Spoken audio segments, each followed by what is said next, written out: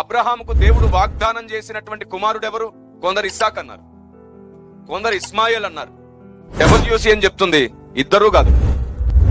దేవుడు అబ్రహాముకు వాగ్దానం చేసింది ఇస్సాకును కాదు, ఇస్మాయిల్ని కాదు. బైబిల్ని సరిగ్గా తెరిచి చూస్తే లోకానికి ఏం జవాబు చెప్పాలో అర్థమవుతుంది. ముస్లిం సహోదరులేమో ఇస్మాయిల్ అంటారు, క్రైస్తవ అన్నదమ్ములు అందరేమో ఇస్సాక్ అంటారు. ఈ గొడవపు ముగింపు గలతీ పత్రికలో ఉంది. గలతీలకు రాసిన పత్రిక 3వ అధ్యాయం 16వ వచనం.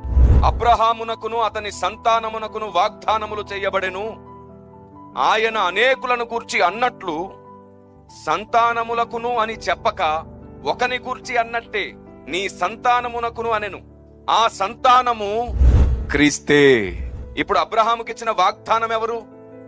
క్రీస్తు. సంతానాభివృద్ధి కొరకు, వంశాభివృద్ధి కొరకు ఇస్సాకునిచ్చాడు కరెక్టే గాని అసలు వాగ్దానము క్రీస్తు. క్రీస్తునందున్నవాడే అబ్రహాము కుమారుడు. ఇప్పుడు యూదులకు కూడా సువార్త ఏమిటంటే, మీరు క్రీస్తునందుంటేనే మీరు అబ్రహాము పిల్లలు. క్రీస్తు లేకుండా ఎవరు అబ్రహాము పిల్లలు కారు, ఎవరు వాగ్దాన పుత్రులు కాలేరు. క్రీస్తునందే అందరం వాగ్దాన పుత్రులం అవుతాం.